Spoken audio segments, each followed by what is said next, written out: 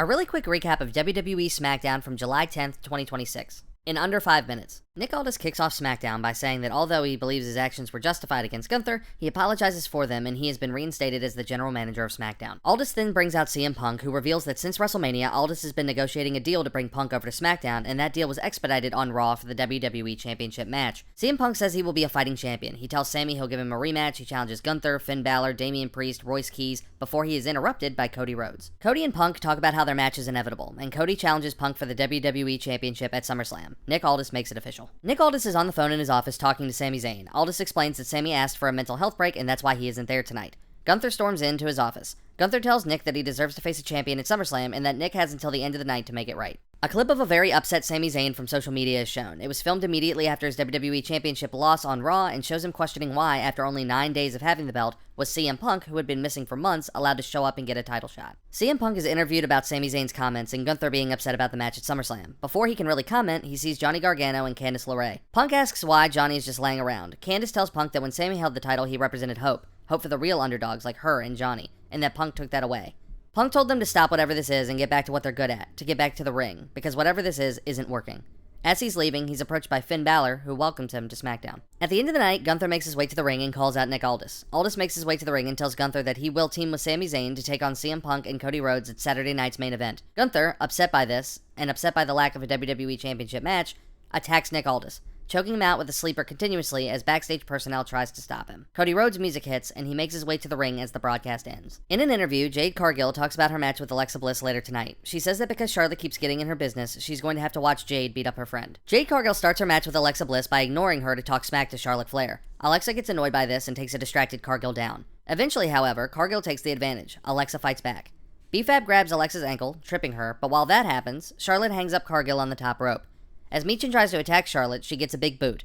But B-Fab uses that distraction to toss Charlotte into the ring post. Alexa takes down B-Fab, but Cargill is able to hit her with the Jaded to get the win. After the match, Charlotte tries to fight off the 3 women, but they overwhelm her. B-Fab and Michin hold Charlotte in the corner and make her watch as Jade places Alexa's arm in a chair and seemingly breaks it. Charlotte is last seen helping a crying Alexa Bliss to the trainer's room. We go backstage to find R-Truth paying Fraxium because he lost a World Cup bet. The War Raiders approach him and tell him that their patience is growing thin regarding their tag team title versus tag team title match. They are interrupted by Jimmy Uso and Jacob Fatu, who are looking for Solo Sikoa. Truth says that Solo isn't here, and when asked by Jacob, says that he hasn't seen Royce Keys either. Damian Priest shows up and tells them that Royce is here. He tells Truth that, as he said before, he isn't protecting Royce. Jimmy and Jacob come to the ring and call out Solo. Royce Keys answers. Royce says that their family business is starting to affect everyone, and it's starting to affect him. He says that Roman isn't even here, and Jacob, referencing their past, asks him not to talk about Roman. Jimmy says that Royce isn't part of the family, and Royce says that he's lost a lot of family. But for the last 14 years, Jacob has been a brother to him, and he refuses to let anything happen to him. Jimmy says that he and Jacob are going to beat him down, but Jacob refuses, leaving Jimmy to deal with it. Jimmy Uso goes one-on-one with Royce Keys. The two have a back-and-forth match and fight to the outside. Jimmy throws Royce to the ring post, and while still on the outside, Solo sneaks up behind him and attacks him behind the referee's back. Jacob Fatu comes back out, and him and Solo fight each other over the barricade. While Keys is distracted by this, Jimmy hits him with a spear and wins the match. After the match, Jacob continues to attack Solo. Keys tries to stop him, but after a brief hesitation, Jacob super kicks him. Jacob sits Solo in the corner and wraps a chair around his head. He runs to the corner as if about to hit the hip attack, but stops. He warns Solo that if he doesn't show up on Raw on Monday to talk to Roman Reigns, the next time he won't spare him. After the attack last week, Finn Balor took on Tama Tonga. Finn Balor had the advantage early, but Tama took over when Tala Tonga got involved. Finn Balor fought back and tried to hit the coup de grace, but Tala again got involved. Finn was finally able to take out Tala and Tama with an outside dive, before hitting Tama with a coup de grace for the win. Backstage, Carmelo Hayes is interviewed. He hits Yachty with a solid roast before telling Trick that Melo don't miss and that he'll prove it tonight. Before his match, Yachty presents Trick Williams with a brand new white fur edition of the United States Championship. Trick Williams goes one-on-one with Carmelo Hayes, with Carmelo getting a US title match if he wins.